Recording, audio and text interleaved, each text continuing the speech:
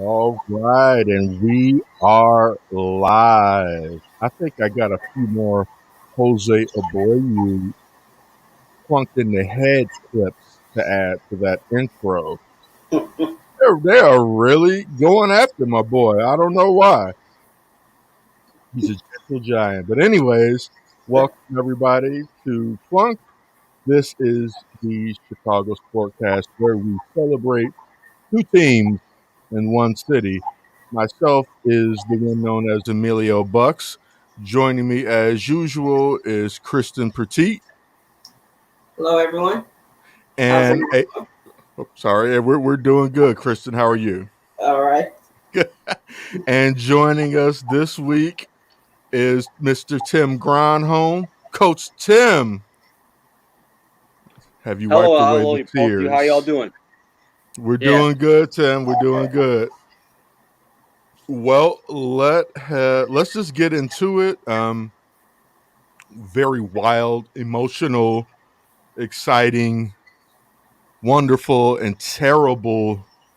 All of that wrapped into one in Chicago baseball. Like I can't recall like a trade deadline or free agency group or anything as maybe just emotional and on both ends, like sadness and joy, in such a short time here in Chicago. As usual, the big story lies on the north side still with the disbandment of the band known as the Chicago Club, the Chicago Cubs. I mean, in particular, the 2016 World Series champions, Chicago Cubs. Kristen, you look miserable, and I know it's because of the Cubs, not your sciatica. Yeah. Well, okay. So you knew it was going to happen right after they lost those 11 games. Um, I guess for me now at this point, I'm waiting to see what they do in the offseason. That's when I'll really have an opinion on what's getting ready to happen. If they make some moves, because I think everyone they got is like single A, maybe double A, I think. But I recall everything I saw was single A. So that's years away. I got And Nikki. Nikki's ready. no, he's not. Even Steve Stone said he was not going to do well with the White Sox. Bye. Everyone's like, the White Sox played a steep price. Okay, maybe the pitcher. But I mean, and people saying, well, they're preparing for the getting the more contact guys. But 250 in contact, give me 250 in home runs. It's just so I'm going to wait to see, though. I was very sad to see my favorite players leave. Yeah. I was sad too. Yeah, it was, and then like the tributes, I was like, okay, see, Chris Bryant crying when crying in the dugout. It reminded you of when Derrick Rose found out he got traded, like the crying, like when I have refused to watch that to this day. I can't even handle it. I still haven't watched it. It would make you very mad at the Bulls, especially like how everything went down. But like Chris Bryant crying in the dugout, hugging people. But I have decided, in all my anger, I'm going to wait to see what they do this offseason. As a good sports fan, you should. I mean, but I also have not watched them. Okay. I just checked out protest. Protest. It's like a personal protest. And it's only Wilson and Hendricks now. I don't care about. I mean, the fact that Hap is still on the team, Hayward's still playing. I don't want to see Hayward happen. Well, Ortega's been good, okay, because then they even traded Jake Marisnick. I was like, okay, now you even get rid of him. I don't want to, I like Matt Duffy and all, but he is not bringing me to the game. He's not making me watch. And neither is Wilson Contreras, to be honest. And I like Wilson, but he's not a marquee guy. He's ready to be the leader. Oh, okay, whatever. I'm ready to see if they're going to bring some people back or some other people.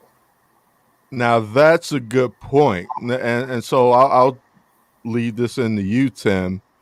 What's the over and under on them possibly re-signing one of those guys of the big three that got let go: Bryant, Rizzo, and Baez. I think you're most likely going to see Rizzo if anybody come back, just because Mm-hmm. he's towards the tail end of his career ish. He's the older of the three, and so it wouldn't be as expensive as the other two. And he's made some comments about wanting to be with the team long term, even if they were bad. I think he said he was willing to go down with the ship. His words, that was the quote. So I think he'd be the one most likely to come back. Bryant and Baez, I think, are gone. I think Baez is going to be a Met for a long time. They got a new owner out there who's got a lot of money. A lot of Uh, money. even though today he just didn't sign his premier pitcher out of Vanderbilt. That was weird. But Yeah. The injury concerns, but Boris says he's yeah, healthy. it was weird. Just give the kid the money. He's going to be a beast. Like, Yeah. and Yeah. you're the Mets. Come on, you got tons of money. So I think the Bryant's gone too. Now, whether or not he signs with the Giants, I'm not sure. But um, my previous appearances, I've had some numbers for you. So I figured I'd hit you with one number. This is the only number I think that matters. That's 3.9, as in billion, as in that's how much the Ricketts family's worth. Just in case you're curious, Right. 3.9 billion with a B. So, So you're saying if they I got had the not money? exactly, so if I had an opportunity to ask one of the Ricketts family a question, my question would be, "What is the name of the team that you own?" Because apparently they think they own the Royals or the Pirates or some other like mid-market team that doesn't have its own Mm-hmm. TV network. I don't understand. So I've gone into a little bit of an existential funk in the last couple of days, really trying to determine what is the team that I'm actually rooting for. Mm-hmm. Because you just told all Major League Baseball, if we draft you and you get really good, we're not going to give you a lot of money. That's Baez, that's Bryant, both of those guys. And Mm-hmm. Mm-hmm. so that doesn't look Bryant, they good. never gave him his payday. That's just That's crazy. It's nuts. absolutely crazy. And so now if I'm a free agent, I'm going to want to come to the Cubs. I'm not so sure about that. So now tell me, does this feel? And I know that it wasn't like quite a dynasty or anything, but does this feel how it was in like 98, 99 when the Bulls dismantled? I mean, they got way more use out of their guys than the Cubs did, but it feels like it just made you so mad at management to Mhm. break up Yeah, it's a very good strange. thing. And especially because of the crying they did about being so poor. And like Right. Tim says, as if everyone didn't lose money during the pandemic. And it hasn't stopped anybody else who has money, hasn't stopped them from spending. The White Sox are spending, and they never spend. Never And spend. they're going to spend, and they don't get fans the way the Cubs do. So, I mean, we're just being honest revenue wise. Yeah, yeah. And so the fact that they came out and they were whining about being broke, and then you do this, and then like you both mentioned, neither Javi or Chris Bryant got that one big pay, Right. and so you bring over all these prospects, and like Bob Nightingale said, he said something very, I liked it, that prospects are cool, but parades are cooler. So you bring over these Damn sure. prospects. Yeah.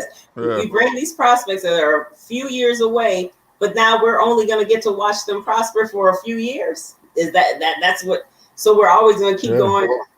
Like, Yeah. okay, imagine if Tim Anderson gets let go, they decide not to sign him, or Luis And Robert. I'm gonna say hopefully post a World Series win, and they But wouldn't that's resign. what. But Yeah. I mean, like, but he's Yeah. like a heart and soul. Right. He's isn't he? He's homegrown, right? Homegrown talent. Yeah. Yeah, Yeah. and so you seen what he can do, and you don't even pay him. I mean, and then for all three of them hit a home run in their first game. You know, Gotta love it. I it's mean, just you so hate it, but like I love it for them. You know what right. I mean? Because no matter what, they got done dirty. So you still like those guys. Right. For You sure. Yeah. know what I mean? I Until wasn't you don't. Yeah. You know what I mean? But And It, I, poor Kyle Hendricks. And I've never trusted Kyle, but he's good. I can't deny what he's done. Mm-hmm. And I feel sorry for him that they're going to waste the rest of his good years. Yep. Like, they're going to waste his good years. Mm-hmm. This is what I don't understand, Kristen. That's an excellent point. Kyle Hendricks is under team control. He's got a very pretty cheap contract. They got him for like 2 or 3 more years. His value right now couldn't be higher. Your team is done. Why didn't we trade him? You could get some prospects for him. Cheap contract, 3 years control. You could go to any. You can't tell me there's not a whole bunch of competing teams that want a starting pitcher his quality that started Game 7 of the World Series on the road and shut it down for 5 innings before Absolutely. Joe Madden did Joe Madden things.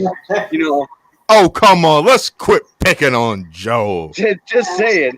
But, like, he showed he can perform at the highest level under the brightest lights. Right. So, and don't you think, Tim, don't you wonder why they also didn't trade Zach Davies while he was hot? Trade them all, yeah, for sure. And there's interest. Yes, there was interest in Zach Davies. Yes, at this point, once you got rid of those top 3 and Kimbrel, well, you said that we're doing nothing for a while. So you might, like Tim said, you might as well get rid of everyone who is worth something. And if that's what you're going to do. But now maybe they're going to do, it may not be the Brian Pius or whatever, but I don't know who else is available next year. So maybe they are going to try to retool. But like Tim says, now like with the Bulls, once you start disrespecting people, that gets around the players. League. And so is anyone else Yeah, which free agents looking like? Well, hell. Let go of Baez, Brian, so your 3-headed monster. Even though they had down periods and during the playoffs, people give all the numbers of them during the playoffs and all that, and they weren't that spectacular, but they made spectacular plays. They did something. And you got rid of those 3. Now I kind of saw. I guess I saw, and we talked about this last week, Kirsten. I guess you kind of saw the Rizzo thing happening, just because, like you said, he's on the tail end of his career, and you could probably get still something for him and possibly resign him next year. But I still can't wrap my head around the Bryant and Javi thing, to be honest. I mean, and they've been doing, and they got an extra cheap year out of Bryant because of the stunt that they pulled like his rookie year, right? So I mean, they did him dirty then, got an extra cheap year, and then still won't pay him like that. That's insane. I mean, and if they would have actually tried, all the rumors would have been out. So to not even hear that they tried to offer them the $200 million that they might be looking for. And like Tim just says, you got the money. Right. 3.9. That's your number for tonight. 3.9. Now that has nothing to do with war or Bibica or any of the numbers. Bibica Fox, none of that. That's straight cash. That's the only war straight that cash, right homie. Damn. And Chicago Clubhouse, no, we're not going to wait another 100 years. You all act like you did have to wait 16 years for we'll just have to wait 16 years like the White Sox. So, and what? You're moving way too fast. You're already crowning them World Series. And like, whoa. Did you see when Bob Nightingale already, he made his little thing, like the Sox won their division today? Oh, no, I didn't see about Congratulations for winning the division. And a lot of people are like, don't do that. Don't do that. Yeah, like it is not that's not really a victory that we're looking for. It's still 50 something games or whatever. Yeah, it's ridiculous. So I want to point out too for a second a little bit of a lazy narrative that I'm hearing a lot about, right? Which is 2 things. One, the Cubs were like the Bears, which is just the 85 Bears, I mean, which is insane to bring that up. Like, not to mention it's 2 totally different sports, but the grind that baseball is, to have the success that they did and the way that they did it was totally different than what the Bears did. Secondly, this idea of retooling, like, oh, we're just going to be better in 2 years. Who's ever done that in baseball? Like, give me the team that's done it.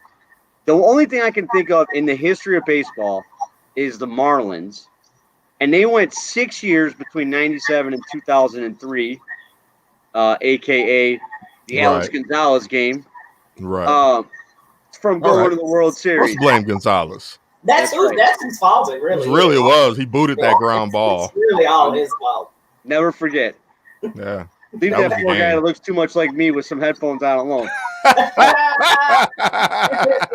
was always Oh, did that ever happen to you? Did people ever call you Bartman on the street? No, I'm just Okay. thinking about it now. I'm looking at myself on the camera. I'm like, I probably look exactly like that kid right now. You the put the turtleneck green and the turtleneck sweatshirt. on and the Like old that. 80s Poor headphones he guy. had Like, on. Like, I'll this have is to gonna do be that for Halloween. That'll should be that, my Halloween costume. there you go. That poor bastard. He did not Yeah. deserve that, No, he did man. not. That poor guy. I heard they gave him a ring. The Did Cubs they? gave the Cubs gave him a ring. Oh, Like that's out of cool. because they felt so bad for him. Like, dude, this guy, has had to go on the Yeah. ground and move and like He's a death witness threats. I protection mean, program. man, right. Yeah. I mean, I guess the Cubs should, because it's not like they ever did anything to help No. get rid You of know- that narrative. Yeah, and you know whose fault that was. We won't go too deep into it, but it was really, if you saw the special, it was really like the Fox Sports coverage. It Yeah, wasn't, right. Yeah. it was them keep replaying it and replaying Yes, it, they keep replaying it, showing it. replaying it. Yeah. Yeah, that was like It wasn't they should have even sued him. them, and it wasn't even It wasn't him, even him. Alex Gonzalez. or not any more than No, I mean, anybody like, else. The guy, there was another guy over there that was, yeah, but it was all Alex Gonzalez. He's the one who should be banned from the city. And And he nobody should ever- have, yeah. Most underrated home run in the history of Chicago baseball. Kerry Wood's 3-run homer in Game 7. Oh, Yeah. I met Kerry Woods and told him about that home run. It was I was like, man, you showed heart because a lot of your team gave up. Yep. It was still a whole game at home, and a Yeah. lot of the team had given up. And you went out there and you still pushed your way through and hit a home run. Yeah, man. That was crazy. I was going crazy. I'm like, Man, I was like, man, I heard he's still like he's fighting. Like, yeah. man, a lot of guys had laid down, and Gonzo, whatever they called him, I don't know where he was. But that's the idea. We're just supposed to retool. It took them 6 years. They had 6 years to do that, to come back and do that again. And Like, what are the chances a Chicago team can be Right. So you're dashing really miles. good? Okay. You don't think, though, Tim and Emilio, you don't think they can at least do enough to be competitive, to be watchable? That is not the bar anymore for me. Yeah, Well, I think they can. I know, but what you're saying, but based on your comments, they can't even do what I was hoping to do, which is hurry up and rebuild a winning No. team. So now what do I have to do? What am I just going to just stop watching them? I made a comment to a friend when this all went down. Essentially, I feel like as Cub fans, we just took the first couple of steps into the desert. It's going to get bad, like really bad. And what I mean by really bad is mediocre, irrelevant. Not like record's going to be like losing 100 games a year. I mean, it's going to be like hovering around 500. And that. So finishing second or third in the NL Central. And what does that get you? Right. Nothing. That's where the Sox have lived most of my life. Is third in the AL Central. Because Hendricks and Contreras, I mean, they still have some decent teams, and the division is pretty bad with the Pirates and the Reds at the bottom there. So you're always going to sort of be in that area. And meanwhile, you had a chance to, at the very least, re-sign Baez or Bryant. Choose, pick one. I don't care which one, and rebuild around them. And you said, no, we're not going to do that. Apparently, the $3.9 billion isn't enough. So, What is their plan then? Then what is their? They're really getting ready Who to put knows? Cubs fans back through the dark ages. I Because just can't. that is going to fathom lose that. money. Yeah, That even is- from a business, cold-hearted, 3.9 billion billionaires, cold, shriveled Mr. Burns' heart. That doesn't Exactly. even seem to make sense from a business standpoint. Like with Javi, he's got a huge following in the city. With everybody, especially, but with the Puerto Rican he has fans a who love street him. named after him. There's a You got a Javier. street named after him. Everybody has streets in the You got a city. street and Humble. Like he's the man here. Like you keep asses in the seats, even when you're retooling. From a business standpoint, you gotta still keep. And Cubs fans or fandom has shown you ain't gotta do a lot to keep Cubs fans in the seats, but you No, gotta do something, right? well, You gotta do something. you do have to do something. And speaking of asses in the seats, my wife used to say in 2016 that there was a Cubs player for every lady out there, right? Before Addison Russell did Addison Russell things, right? Before we knew about Addison Russell and how creepy he was, you had Addison Russell, you had Javi, you had Bryant, you had a younger Yeah. Rizzo. She's like, this team is the easiest team on the eyes to look at. And it's great that they're great because I don't mind watching them for 3 hours. Yeah. See, Brian has those dreamy eyes. He does. putting asses in seats, and That's who right, Debbie? just like in entertainment, which sports is, just like records, just like movies, women historically have always bought the most.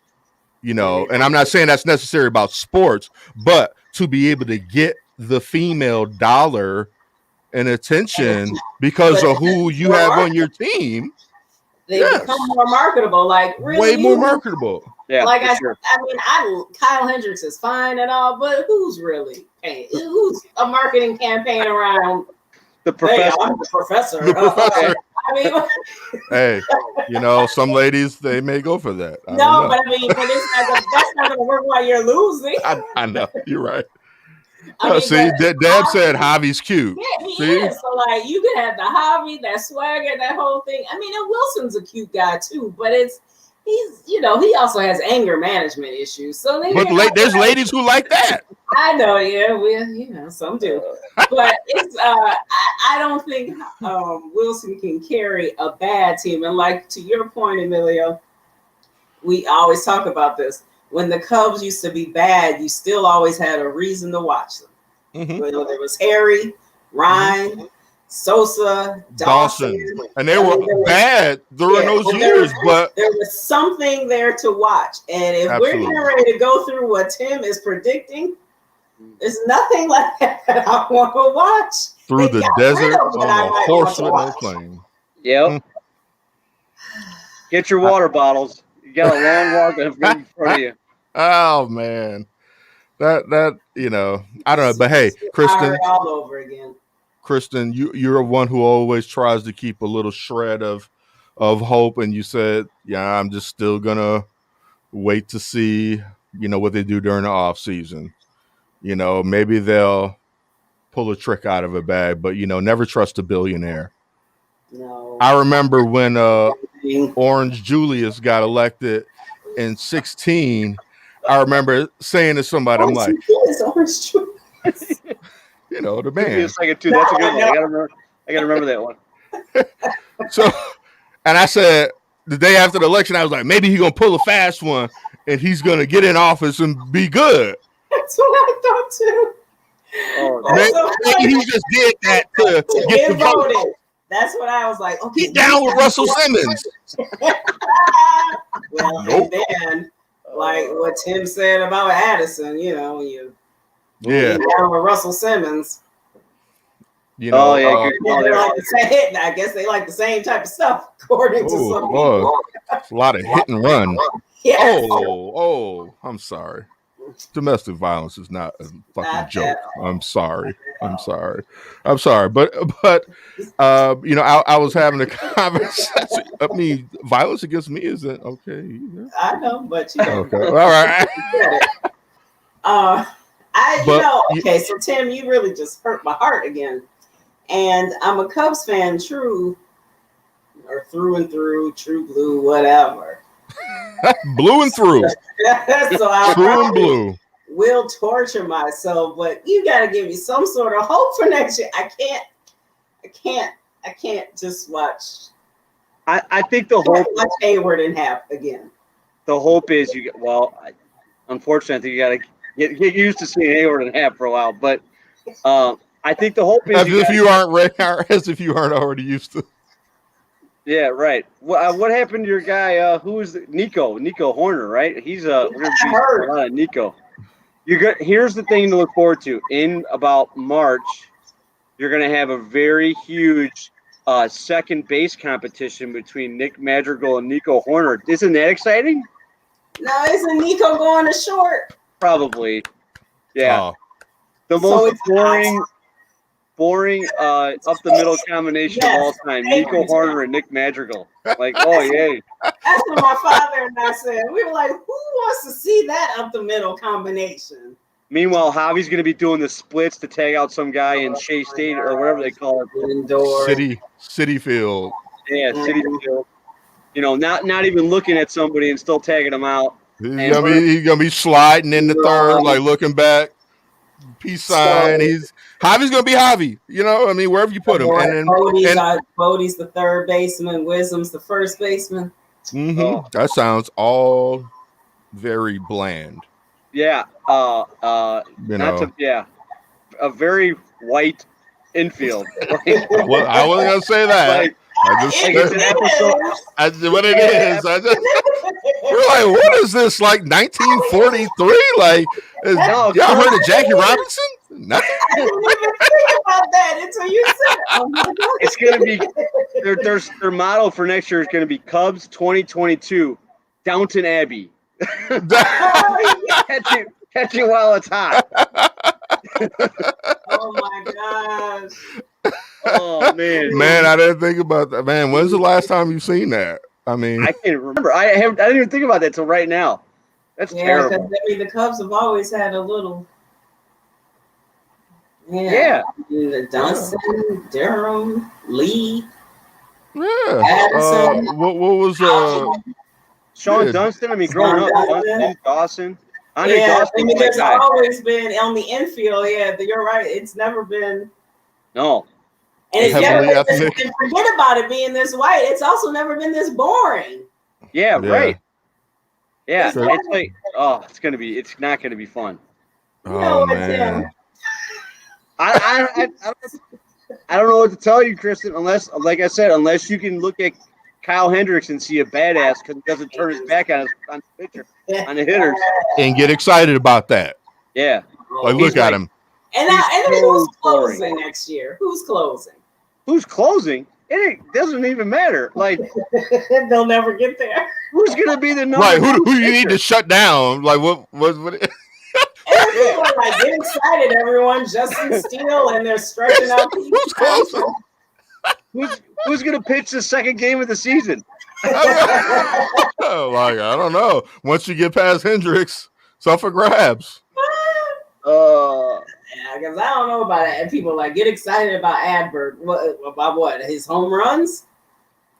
He's got a nasty slider. I think he's got a little bit of a future. I actually sort of like that kid stuff, but I mean, maybe like what, 4th or 5th?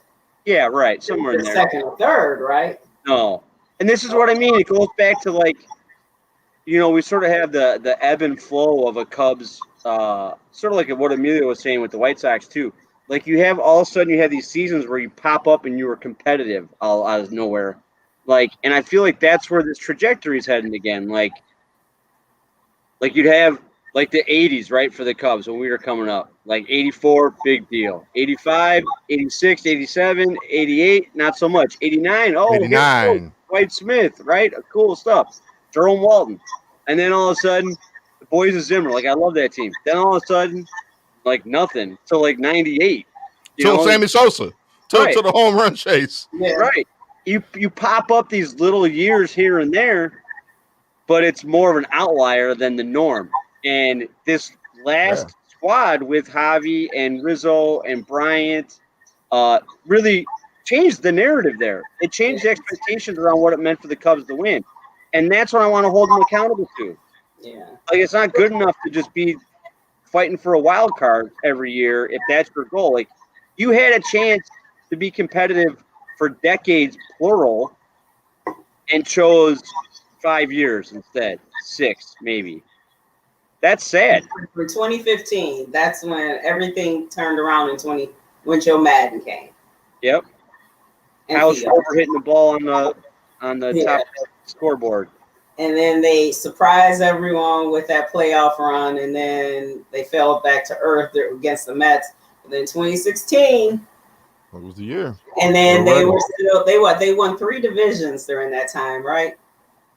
I'm not sure, but they had a good playoff stretch, like Yeah, that they no won. Yeah, Chicago baseball team yeah, has had when they were like, oh, they're winning, even though they didn't go back to the World Series, like to make the playoffs consecutive, like more than 2 years in a row for any Chicago baseball yeah. team that's And something. I think Unfortunately, what was semi disappointing during that time is because we were told what Tim said. We were told that it was going to be not just fighting, not just getting in there, but it was going to be consecutive years of getting there. Maybe not winning it, but getting to that dance because they had the core to do it.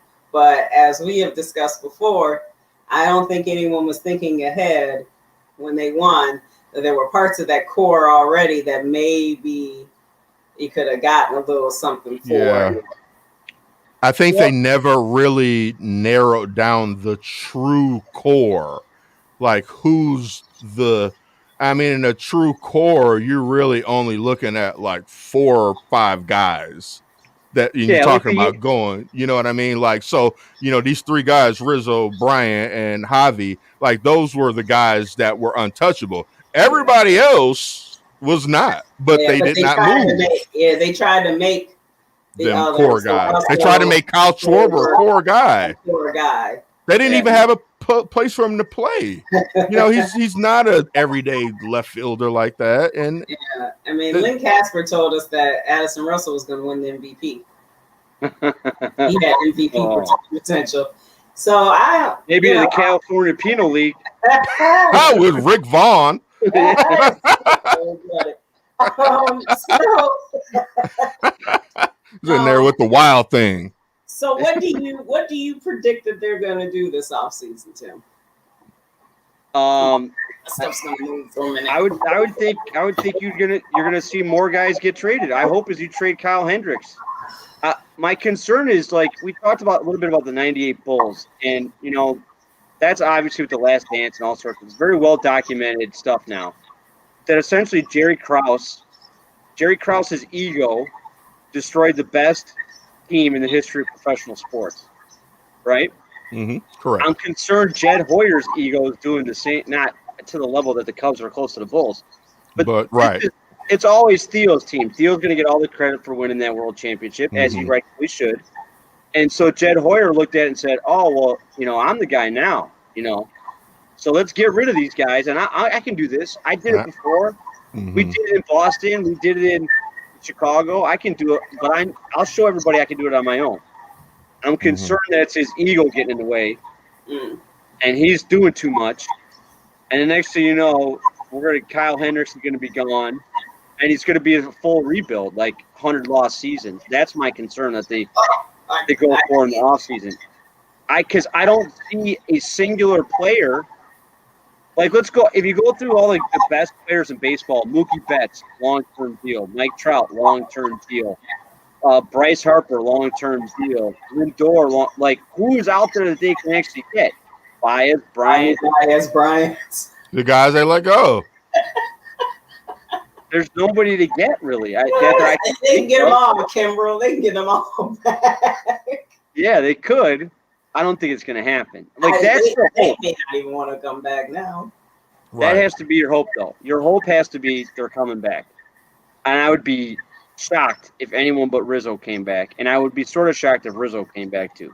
Right. Because Rizzo coming back isn't going to do it for me. Right. I know I said I need some excitement, but like you mentioned, he's on the tail end. And Rizzo, that's my guy. But it's not the same as if I'm watching Javi or Ryan. So now it's interesting. Let's talk about Rizzo a little bit. Like him coming back, what is the value in Rizzo returning? The only thing I could really think of is to be maybe David Ross's guy. Yeah. I think if he wants what I mean? A future after baseball, still in baseball, I think that sort of almost like a player manager type role. I can see Rizzo being really good at that. And I could kind of see him working with Ross while he's playing one last Yeah. 2, 3, whatever years, because I know they were close, and Right. so now with that being said, how does this retool or whatever it is affect David Ross? Like, I mean, we don't know what he was told when he was given the job. Like, okay, this is what we're trying to do in the short run, but this is possibly like, I don't know if they discussed that with him or how he's feeling. Like, was this a shock for him? Maybe he likes this. Maybe this is giving him a clean slate. I don't know. I think that'd be a great question. And if he ever, at the end of the season, they typically have those end of the year sort of exit interviews. I think Mm-hmm. that'd be a great way to see how he would answer that. And that would get Kristen, that would get your answer more for me about the future of the franchise, what David Ross asked, how he answered that question. Because if Mm-hmm. he knows anything, or, if he doesn't seem to me to be the guy that's going to give you all cliched answers. Like, he could give you a little insight there. And, if he starts talking about developing players and things of that nature, that's when it's going to be, Okay. here we So go.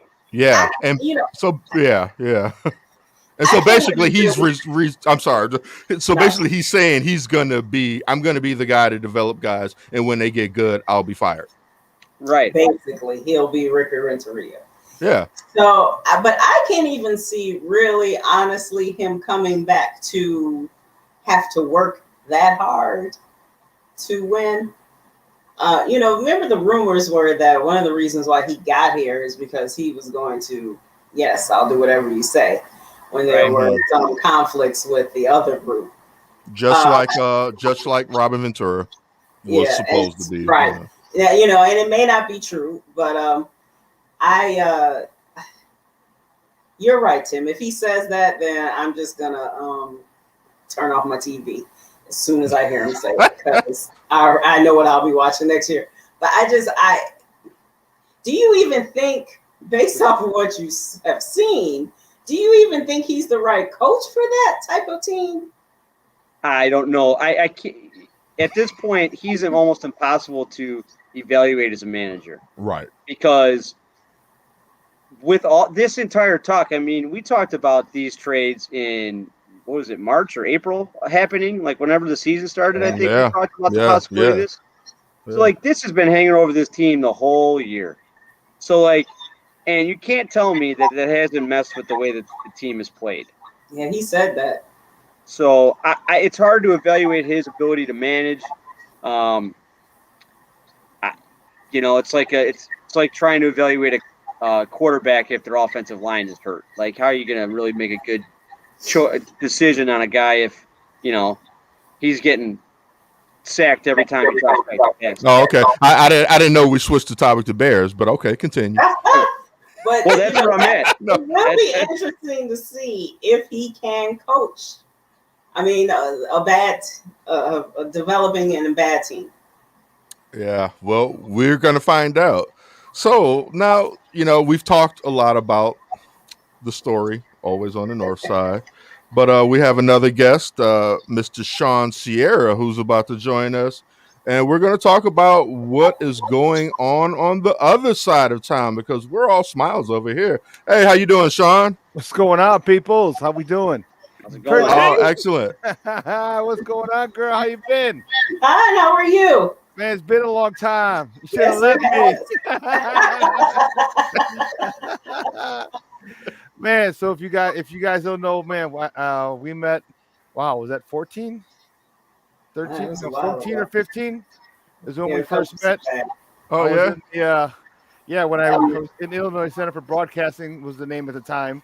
Oh, right. And I was in classes, and we were sitting in on the hashtag Best Show with Sean Davis. DG was in there a little while. She was in there, so we were all in there. It was that was one of the first radio rooms I was ever in, radio studios I was ever in. So we go way back, man. We go way back. You gotta go way back. That's what's up. Very good. All right. So, like, I'm seeing what Sean is wearing. So I know what we want to talk about. I know what we want to talk about, and I love Tim and Kristen, but it's time to, like, let's turn it up. Let's turn it up a little bit. So Sean, talk to me about how you are feeling with the moves the White Sox made this last week. I feel great. I feel great. I'm still a lot of people, especially my meathead Sox fans, and there's a lot of us. Let's not get it Hmm. twisted. Like, well, we're gonna win the World Series. Yeah, we still got to get out of the AL, and then when we do, we still got San Diego or LA who Hmm. really upgraded. So I'm not jumping on that back and saying we're gonna win the World Series. I'm just saying we're in a position where we have a good chance to get there. And once we get there, anything can happen depending on who's hot and what Hmm. pitchers are hot and who's not. So I love what they did. Here's the one thing that I do love about Rick Hahn is the fact that he, uh, to this man, to this day, he notices what we notice. Okay, as you notice, some other GMs in the city just don't seem to notice what the fans notice and what our weaknesses are, and they don't Hmm. address them. He Hmm. does, and he does, and he addressed the needs we had. We needed a second baseman. He went. He got a second baseman. Hmm. He's a Gold Glove second baseman with a year of control, so he'll be here next year as well. Yep. Then you know what? We need another reliever out of the pen. So he went and he got a pretty not so bad one. He's We're talking okay. about He's Craig Kimbrell. Yeah, okay. not too bad. I'll Craig take him. Kimbrell. You know, Dude's all right. I you think know, I've seen him play here in Chicago a couple times once or He's before. twice. better than the one Yeah, you all have. let's not get crazy now. Let's not get crazy. Hey, whoa, But whoa, you know you what? don't holler at my boy Liam now. But here's the thing: put those two Statistically, together. per, Statistically, yes. Okay, but this year he's playing at an all-star level at an Hmm. amazing level, and you put Hmm. him and Liam Hendricks together for the eighth and ninth. That's great. I don't know about that's a para character you sent to us. Home run, base hit, and walk. His And a first walk. three, his And a first walk. three Yeah. you're batters up. Like, hold on, We like, welcome. we was booing the hell out of him already. Like, man, like you don't know how it is on the south side, dude. You better watch. You better watch yourself, boy, because you don't be doing that on your opening. Your first impressions are everything.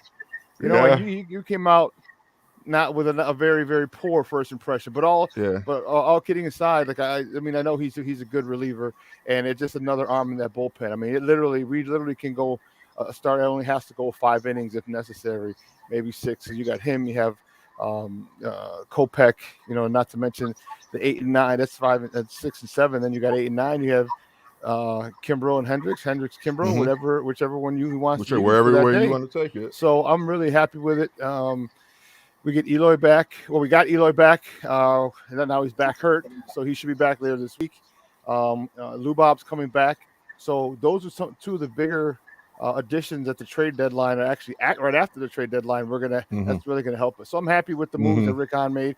And the most important thing is we didn't have to purge through our the young players that are up or that are right in the system, in the minor league Yeah. system. So Rick Hahn again is the master negotiator, and I need to do like that on my squad.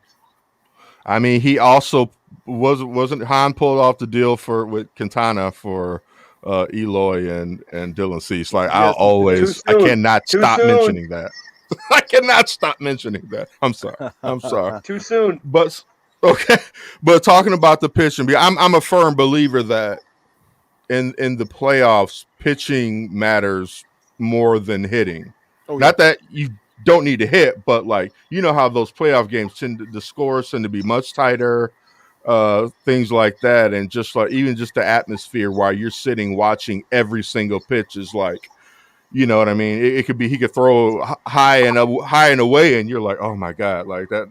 Almost had a heart attack because it's just so intense with pitching. So right now, the Sox pitchers, looking at a Gio and Rondon, even Lance Lynn, they got dinged up a little these past couple outings. Do you think maybe that's just a little fatigue and we saw today they did like Lambert, what's his name, Jeremy Lambert, and remember?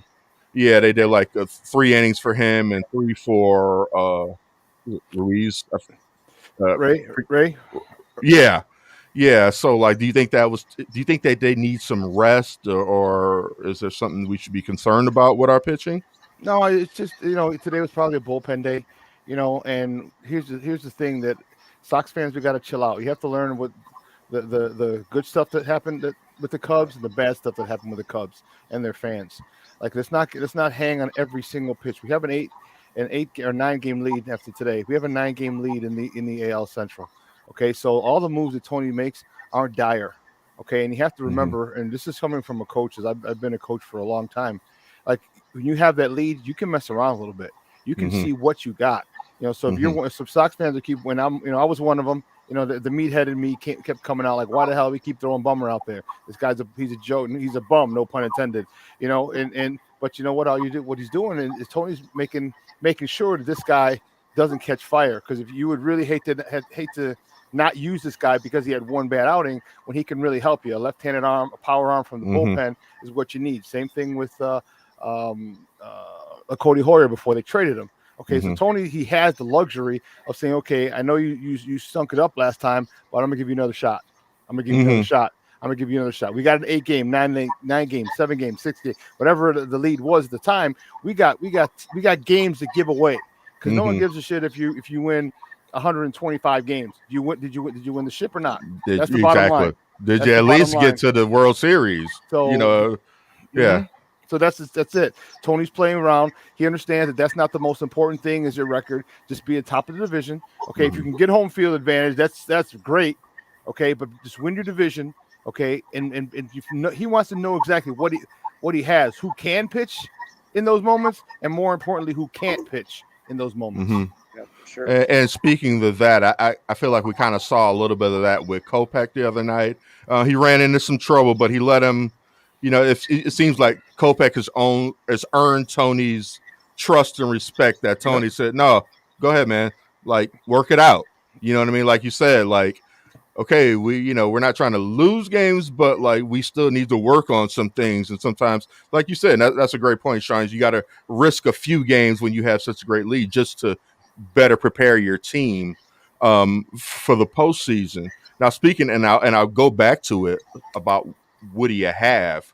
What's the deal with Kopak? Like, I've been kind of waiting to see them, like, like let go of the reins and like give him a little bit more action, maybe give him a start here and there. And we haven't seen that. Not that they've needed it, but I was always kind of thinking maybe he would crack that starting lineup sometime by the year's end, but I don't know now. No, no, no, no. He was going to get spot starts here and there, for Mm-hmm. rest. Like today would have been a good day, but he pitched the other day. So, Mm-hmm. it just happened.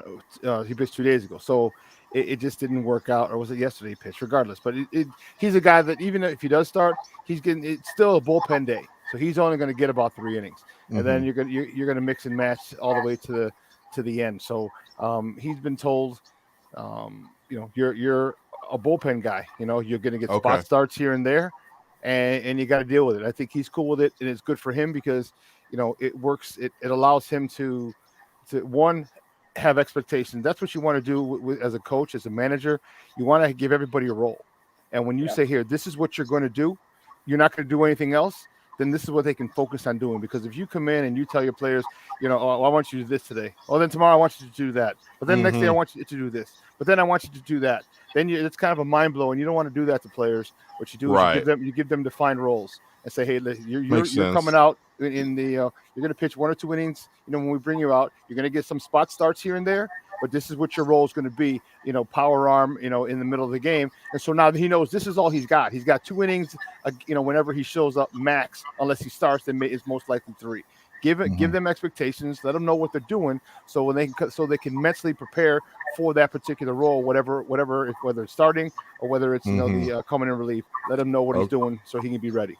And Makes sense. Kopech's going to be in that rotation at the start of next year. Yeah. Rodon's a free agent. He's going to get a lot of money. So if they can somehow manage to re-sign Rodon, that'd be great because obviously he's been great, and they've stuck by him a little bit, sort of. But Kopech's definitely going to be in that starting rotation in the beginning of next year. Agreed. Yeah. Signing Lance Lynn was huge. Signing Lance Lynn was huge. He's a guy that I think was he's a veteran. He's one of those. He's a throwback. You give me the ball and I could throw $120. I could throw 120 Mm-hmm. pitches. Big man. And Yeah. and that's it. And he's aggressive. He's Mm-hmm. not a paint the corners type of guy. He comes at you. and he uses his body weight, his body size to his advantage. Yes. Yes. And you know what? His he's a dog is what it is. Like he comes at you, he's aggressive, he doesn't back down, and I think that mentality is one that really goes well with that this team needs. And I think Dylan Cease has phenomenal stuff. He just has to get rid of that one inning because if you notice, whenever he'll have that one bad inning and then he'll lock you down. Then Yeah. he'll shut you out. Yeah. He'll no hit you, Exactly. the rest of the time he's in, but he just gave up Exactly. 4 runs, to get to that Mhm. point. Yeah. So I love this rotation.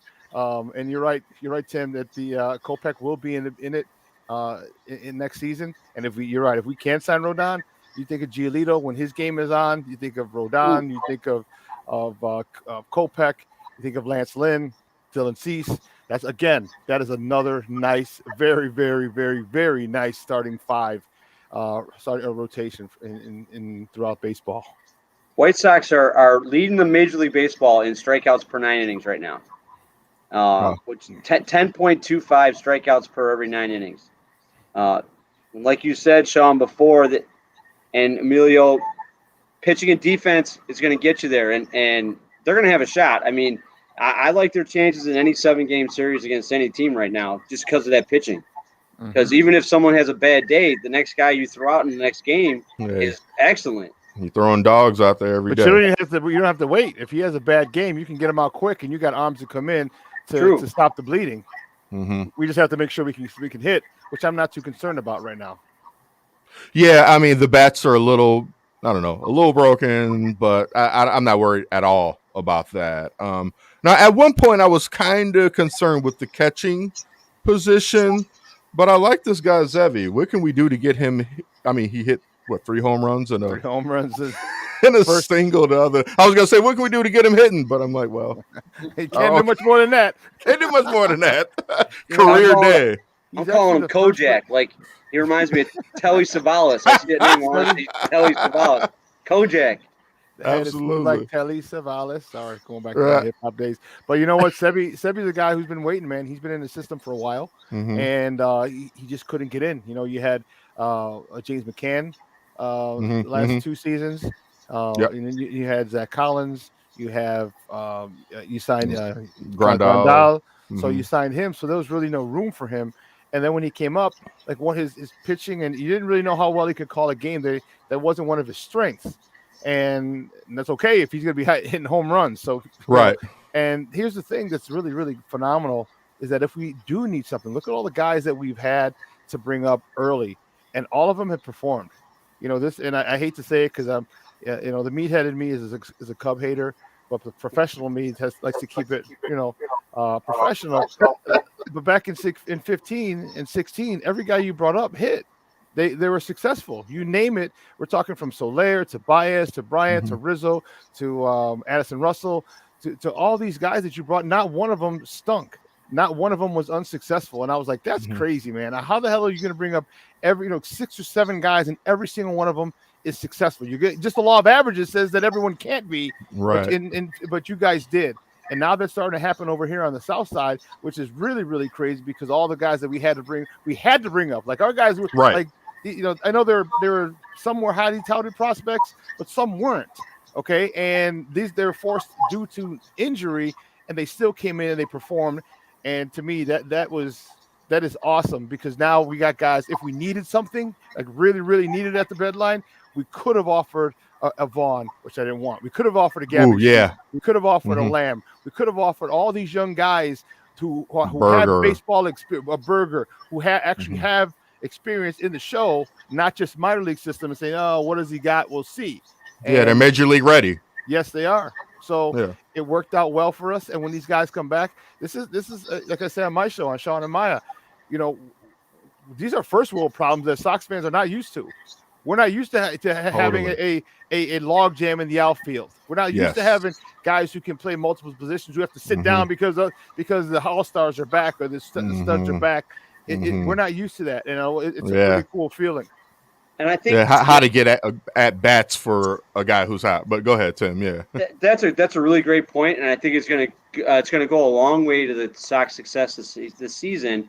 Is how La Russa manages to keep everyone active and get enough at bats for these guys. You got Eloy and Lewis Robert coming back off of these major injuries, And I'm a little worried. You could see Eloy, had a little problem with his hamstring the other day, just because he was going too hard because he wants to impress upon. He wants to be part of this club that's been doing so well. So, like, how do you manage those two guys coming back? They're so great, such great talents. You got a team that's been doing it essentially without them, but you want those guys back. So, how LaRussa manages those guys, manages the ego, manages the actual at bats that they're going to get. Same with Vaughn. Like, Vaughn is a guy that needs his at bats. He's a rookie in the Major League Baseball. So juggling those that logjam in the outfield and first base DH sort of situation with all these players is going to be really interesting coming down the stretch to see if these guys are ready to make a big contribution in October. Yeah, I think you have to really you're gonna have to really rely on your big guns come October. Like, I mean, I love what the guys have done. Andrew Vaughn and the rest of Berger and Gavin and all those guys, but like even with the young guys that kind of came up, and did good stuff in 16 or whatever. Not your big stars, but like in the show, in the playoffs, you need your big guns. I mean, you know what I mean? Like, I don't feel any sense of confidence that if Robert and Eloy aren't playing like Robert and Eloy in the postseason, I have no confidence that we're still going to be able to win games in the fashion that we have. The intensity is just turned up. It's just all around mentally. It's more challenging, and I think that could be more of an issue now. Andrew Vaughn, he's a guy who just looks ready, kind of beyond his years, and he's ready. But like, are we ready to trust? Gavin Sheets? Are we ready to trust too much Goodwin and Bone and the outfield come playoff time? Like, I mean, but why not? Why not? You have to. Look at today. You're right. You have to look at today. I mean, sure, if there's no choice, but I just don't feel good about it. Think of all the close games we've had. Think of all the close games we have, and every single person that you mentioned, or who were called up this year, or basically finishing the rookie year starting from last year, has delivered a game-winning hit, has delivered a game-winning homer. So the pressure is not new to them, which is why it was very beneficial to us. It was the silver lining in the dark cloud of Eloy and Lubov getting hurt. These guys came up and contributed. So when you ask a Jake Berger to come up, or a Gavin Sheets, he's going to hit a game-winning homer. He's hit a game-winning homer. Vaughn's hit a game-winning homer. All these guys, Billy Hamilton has got a game-winning hit. Today you had Be Good hit the game-winning homer. So you've got guys who are getting bad. They're getting battle tested now. So when it comes up in that first round of the playoffs, and there's a situation that they need a hit, the moment will not be too big for them because of the moments that they've had here now, in my opinion. Okay. We'll definitely see. You hope you don't have to count on them, but if you do have to, at least they have been tested. Now, besides injury, for Sox fans, what is the thing that most concerns you for the playoffs? I mean, you're getting in the playoffs. Now, what you do once you get there. So besides an injury, what's the thing that has you most concerned? Key hits. It's got to be offense, yeah. The key hits is what it is. Buck said it himself. Is if TA's not hitting, if Yo-Yo's not hitting, if Abreu's not hitting, if Eloy's not hitting, if Lubov's not hitting, think of all. I mean, those are studs right there. And if all those guys aren't hitting, now you have to rely on guys. Again, they're battle tested, but they're young. And to me, that's what I mean. Yeah. But I put it this way: I go in there more confident, say, okay, well, you've done it before. Okay, you've done it before, and you've done it multiple times. We've got key hits. We just need another one, as opposed to somebody who hasn't done it and saying, "All right, come on, baby, come on, baby." Fingers crossed, fingers crossed. True. At least we have a small body of work that says that they can be successful. It's just, for me, it's the key hits that's worry that causes me, because with the bullpen, I think if a starter gets knocked out early, I think we have enough guys to eat it. I think Kopech can eat 3 innings easily. So it's not just, and then you have other guys. You still got Bummer, that she's still working in. You still got Crochet, who Mhm. still gives me a little agita sometimes, little Crotchet. nervous. Yeah, Yeah. crotchet. That when he's not going well, he's known When as he's not crotch. doing good, I call him Crotchet. Okay, I got you. But when he is going well, that slider he's got Crochet. is Yeah, Yeah, he's he's nasty. crochet when He's he's nasty. doing well. then he's Yeah. Mr. Crochet. Right. Like King Crochet. I always knew you had it in you. I'm a flip flopper. I'm not gonna lie. On players, not on my team, but I'm a flip flopper on players. I can admit. I'll hate you and then love you the next. Like speaking of hating 1 minute and loving the next, Tony La Russa. The Just a most matter of time. just well before we hate him again or love him, like which Yep. both. Both. Yeah. Yes. Yeah. Yeah. I mean, exceeded expectations. My unprofessional expectations he exceeded. I don't know how much that counts for, but I mean, the old man has shown like he's still Tony La Russa, and his mind. He had a couple bumps early in the season with some of the new rule changes. That he didn't. He was just like, oh, I didn't know that. Like he was very like unapologetic about it. Like, Ooh, nobody that told shot me. found. Ooh, Right. when he I was, thought he was gonna tip over. when he was going after that pitcher or the catcher, whatever. When what's his name got hit, I was like, "What's The memes on that were priceless. taking an hour for him to get Oh out my here?" god! It was just Hey. like, You're running at full speed. You want to pull a hamstring, leave him alone. I Yeah, know, I'm man. gonna be on the DL. You know what? Or IL. Emilio, I don't know why he gave you cause for concern. Like he wasn't my first choice as a hire, and I doubt he was anyone's first choice really. Besides Reinsdorf, obviously. But here's the thing: you're getting a Hall of Fame manager. Like baseball is baseball. All right. If you ever notice, we make shit up to worry about. That's the thing Of about course. Chicago fans. Of course. Like if you just took a look at the numbers, like, wait a minute, we're getting a Hall of Fame manager. He was about to be the second most, and now he is the second winningest manager in the history of professional baseball. He knows baseball. The question never was about whether he knows baseball. The question was, well, can he vibe with the team? Can him and the team coexist? Exactly. And this. But you know what? Exactly. When you get between the lines, it's about winning. And you know what? And it's not all about the young guys and the rap music and their reggaeton music and the chains. If you're getting base hits and you're getting doubles and homers and you're winning and you're striking guys out, Tony, he can care less. Tony's he's not gonna care. That's what you're winning. Tony with the hat on sideways. Yeah, like that. Like yeah. This right. That was the best. That was the best. It was like, okay, he's got a sense of humor. He knows he's the old guy, with the young guys, and he made a little fun about it. So But like you said, man, there's always like tons of anxiety being a Chicago fan, and you question everything. Like when you see something good, it's like, don't touch it, it's gonna. Don't talk about it. Don't touch it. Just right. You know what I mean? So it's scary when you had a team that was good who went to the playoff, and you bring in a new manager, and it's like, oh well, he's so old and this and that, But I mean, there were some fans who are on radio, like radio broadcasters or radio shows, who were like saying they weren't even going to go to games anymore because Tony La Russa got hired. You know what? Good. They can stay their ass at home. Now see, now it wasn't never that serious. I was just concerned. Yeah.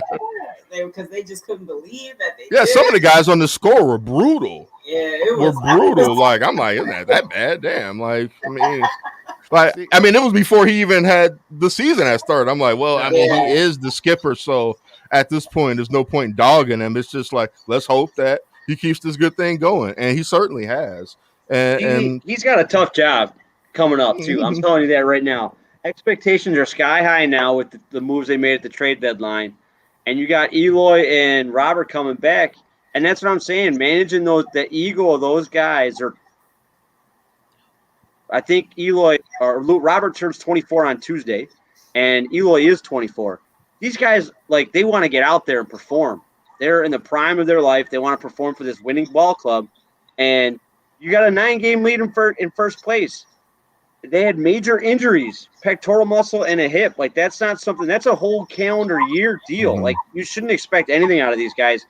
And when it happened, I was telling all my Sox fan friends, I'm like, you just need to, like – chalk it up as a loss for them. If they are able to provide any sort of positive to this club, you're going to have a really good chance at winning the whole thing. I like how he manages that outfield moving forward, and those at bats is going to tell me an awful lot. Because let's say they're fully healthy and it's game 1 of the playoffs. Your outfield is it Jimenez, Engel, Robert? Jimenez, Robert, Engel?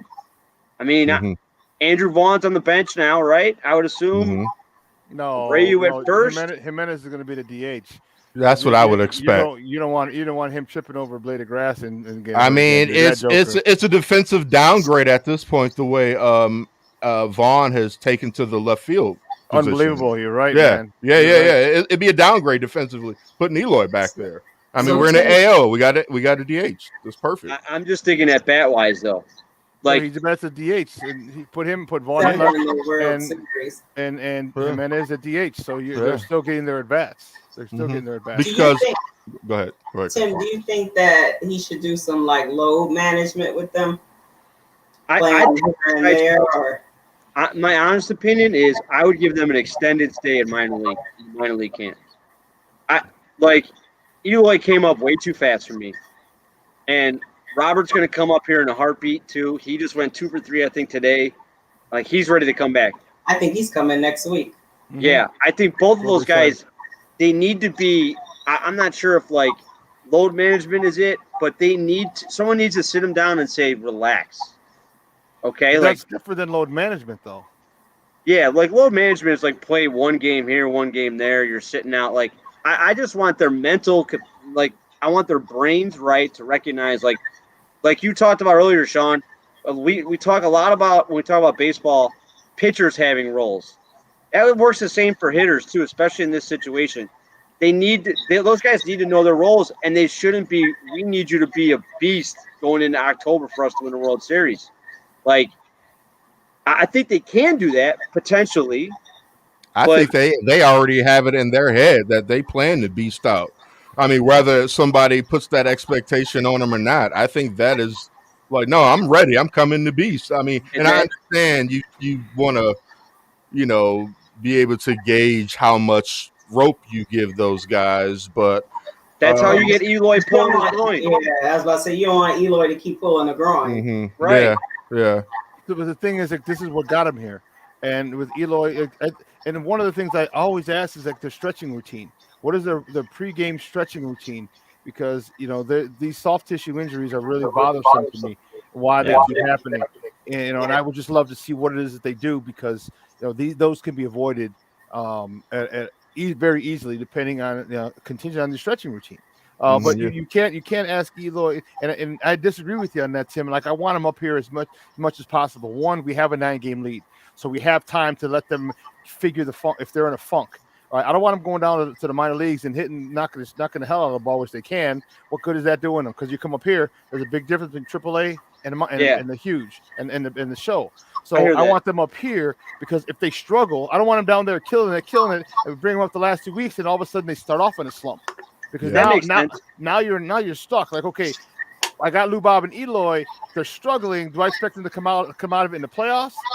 Or do I put the other guys in there that were performing, but I haven't given them enough time? Here, due to the 9-game lead that they've earned, and again, my props go off to Tony La Russa, because if they didn't have a 9-game lead, if they were in second or third or fourth, we'd be ripping his ass completely. Like, oh, he's old, he's this, he's that. Right. If you're gonna rip him, then you better give him credit where it's due. Absolutely. So Absolutely. He's got that leeway, and say, okay, if you hit a slump these first 2 weeks, guess what? You're gonna come out of it soon, because as you know, it's 162 games, and it ebbs and flows. And right now it could be ebbing for those guys, but you know what? At the end of August, it could be flowing. And if those two guys are flowing, Lord have mercy, watch out. Yes, sir. Yeah, that's why I'm not worried about the bats right now. They're just on that part right now. Yeah. I just don't want to rush them. Is all I'm trying to get at. Like, because I feel like they're Eloy knows how to play this game one way. I think Robert's the same way, and it's full bore. It's like it's pedal to the metal. Let's go. Like, let me get after it. You're going to ask an athlete like that to go 75%? Like, of now course you know not. what I mean? So of course not. But so here's the thing: even if they do get hurt, and they're done. Okay, good. But at least you know that they couldn't do that. But now when you put the guys in, you got guys who have already shown that they're ready. So Right. I'm looking forward to it. You're getting that time, and if you get hurt, because you never know what, and it could be a completely different injury, not just Right. the one, not a recurrence Right. of the one they had. Mm-hmm. It could be a different injury. But now these guys, now the backups are already battle tested and ready to go. And if you're, imagine you being a backup, Tim, you go in and you're performing, and these guys come back, and now you're on the bench. Yeah, as a team guy, you're like, yeah, okay, no problem, it's his job. But in the back of your mind, you're like, no, hell no, I want to get out there and play. I showed and if you know what I mean. So they're excited. They'll be excited when that moment comes for them. If they have to pinch hit, if they have to pinch run, if they're a defensive replacement, they're going to want to make a play because they've had it and it got taken away from them, and they're going to want that success again. And this is exactly what I was talking about with the difficult job that Roos is going to have. Everything you just described. That's the job moving forward now, from now until all the way through October, is trying to find the playing time and manage the egos with these guys to get them ready to perform in October. And I mean, who's more capable? Who's would be more capable than a guy like Tony La Russa? He's seen everything. Managing. He's seen it all. Yeah, he's seen it all. From Canseco to, you know what I mean, McGuire and Balco. Yeah, right, right. He's been through it all of the media, all of the craziness. So hindsight is 2020. Tony La Russa, like, probably the best guy for the job right now. If you start talking about how to balance things I'm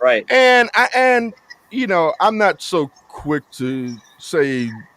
I mean, yes, professional athletes, yes, they have maybe a certain ego about them, but I'm not sure that Eloy and Luis would quite be an ego issue because they're still very young. They still haven't really done anything. So I don't know. Could be. I don't know their personality. What'd you say? I said a lot of guys with the bad ego haven't done anything. This is true. This is true. And it's not even like a bad ego thing, but it's like you guys. No, it's just a competitive type of. Right. No, I should be there. I'm ready to shine. I've been out. Yeah. They've been out so long, and they're so hyper and high energy. And they're good at what they do. So they're like, I just gotta get out there. I want to, and they haven't had a chance to enjoy all this winning and do all the fun things in the dugout and all that stuff. So they're just ready to get out there. So, but then you have the guys who've been holding it down for them while they have been gone. They're like, wait. I don't want to just keep watching it. I need to get a couple of moments of shine myself. I don't know why you've been gone. Why can't I continue to do it? Like, look, we're 9 games above while I was here. Because of us. Right. I mean, they probably got more ego than Eloy in there, right? Like Andrew Vaughn, like, hell, I was a first baseman. Look what I'm doing out in left. I'm killing it. Right? Yeah, and that's what I'm getting at, right? So like, Root has got to try to manage all that. Yeah. But I think it isn't. But again, that's the job. Been there and done it. That's the job. And if it was David Ross, I'd be like, I don't know if he can handle it. But Tony La Russa, it's a nice problem. It's a great problem to have. These are first world problems. We're not used to it. And because we're not used to it, the fact that the skipper that we have, and now people who are all against the Tony La Russa hire, and I was one of them. We got egg on our face because of all the bad things that happened. You need a guy who's been there. You need a guy who's done it. You need a guy who's seen everything and who stays calm. Why do you think they've stayed calm? Because everything starts at the top.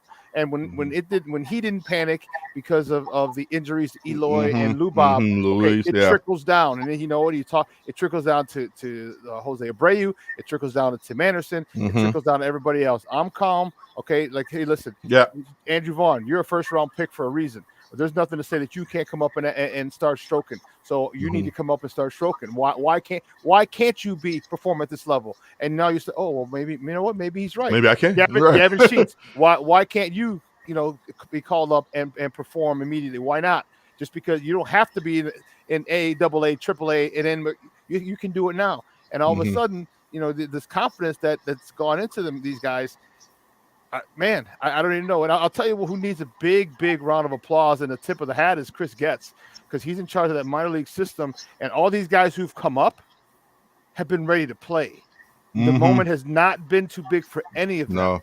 Not even for your mean. And that goes to show you how they prepare you in the minors. And it's kind of like the Bulls. They finally have a player development department, and the player development department for the Sox is their AAA organization. I mean, their minor league organization, and we see that it's one of the best in baseball because yes, they're talented guys that are performing, but we've seen a whole bunch of quote unquote talented guys who get to the show and they're deer in headlights and they don't shine like they're expected to. All these guys have shined like they've been expected to and more. The championship window is open right now, right? Now. Like right now, it's wide open right now, and it should be open for about at least 5 more years, I would think, if not more, right? That's what we grow in the city, just 5. Yeah. Just 5. Yeah. We only do 5. That's what I'm saying. But like this is like 2015 Cubs. That's where you're at. Like you got a shot at winning the whole thing right now for a long time. And so you just want to keep seeing these guys develop because it's really exciting. The amount of talent, top to bottom, on both the pitching and the hitting on this team is just it's impressive. And I'll ask, so like as we're comparing, like before we wrap up tonight's show, great show, awesome show. How do we avoid becoming the say we win the chip this year? So we're the 2016 Cubs, right? How do we avoid becoming the 17 through 21 Cubs? So Sean, I mean, not okay. 7, they weren't bad. Okay, how do we avoid 21? Let's just keep it. Yeah, this is because they weren't bad. Yeah. So how do we avoid that? Or is there's really nothing? You just it's a gamble. What do you think, Sean? No, it starts, like I mentioned before, it starts at the top. Okay, it wasn't very long ago in 2010, 2012, and 2014, the Giants won World Series, okay, every other year. Mm-hmm. That can still be done, okay, but you need veterans and you need people who are there. You need people who are hungry. And I'll tell you what, if the Sox win the World Series, I don't give a damn what happens. Jose Abreu's going to come out in spring training of 2022 and act like he's still fighting for a job. And that needs to be seen by everybody. Tim Anderson has to see it, and I think Tim Anderson, he's got a big chip on his shoulder to prove that he's the star that he's becoming. And so you know what, and that needs to filter down to everybody else. I do worry about it, about them getting a little too big for their britches, but I also and that's where I have faith in Tony La Russa if he's going to be here for one more year, okay, and or who else is going to be here. Tony, if they win, I think they need Tony back for one more year because what's going to happen is then you're going to get a substitute teacher is what happens, and because we just won a World Series, you're not the guy who led us there. I don't have to listen to you depending on who they bring in. Like I still love Ozzie. I mean, Ozzie won't get the job because he's too blunt, and it's more of a media and PR thing with Ozzie than baseball thing because I wanted Ozzie to begin with because I think his baseball mind. I would have liked Ozzie back too. It's phenomenal, but the fact of the matter is, I hope Tony stays at least one more year. Especially if they win it, to kind of keep them corralled and under control and saying, hey, you know what we did in 2021 was phenomenal, but that's over. Now, what are you going to do in 2022? Do you want to, because he's going to say, do you want to be like the 2016 Cubs? Do you want to be like that team and never get back there again? Is that what you want? Or be the 05 Sox. Or the 05 Sox or the 1985 Bears or whoever you want. Do you want to be that group? Because we have the talent to get there, at least to the ALCS. Okay, but and to the World Series. So what we have to do is it has to start at the top, and they have to say, hey, listen, that year's over. You have to compartmentalize everything, and it's going to be tough because you have the banner ceremony, you have the ring ceremony, you have the fans going crazy, you have this guy with more endorsements, that guy with more endorsements. Now all of a sudden, all these outside forces are pulling you away because now you're marketable. Now you're getting money thrown at you left and right. Endorse this, endorse that. Sign this. Be here, be there. And you know what? The reason that you're afforded these different opportunities is because of baseball, and baseball needs to be your priority. And the first priority. When it stops being a priority, then you're going to start to see them fall. Yes, very true. Very true. I'll just add, that's really great stuff. I'll just add too, like it reminded me when you asked the question, like, how do you make sure you're not the 21 Cubs? And I don't really think this happened because I think the Cubs problem, like I said, was the only number that mattered tonight was $3.9 billion. Rick family. But I think at the player level, the only thing that matters is Pat Riley said the disease of me. right? Do you remember that? The idea that the idea that the strongest members of their team, when they start to believe that their importance is the thing that made this team go, and that like I'm the reason that this happened. This disease of me, this egocentric attitude, is what can lead you to a downfall. I don't think that was a Cubs problem at all. Again, I think it was upper management, and Sean said that too. It starts at the top. Reinsdorf's a baseball guy, so I don't think you got to worry about that. Like he cares more about the White Sox than the Bulls. Mm-hmm. Although, just quick side He note, always has. right? I got to give a huge shout out to my boy Io DeSumo from Morgan Park getting drafted by the Bulls.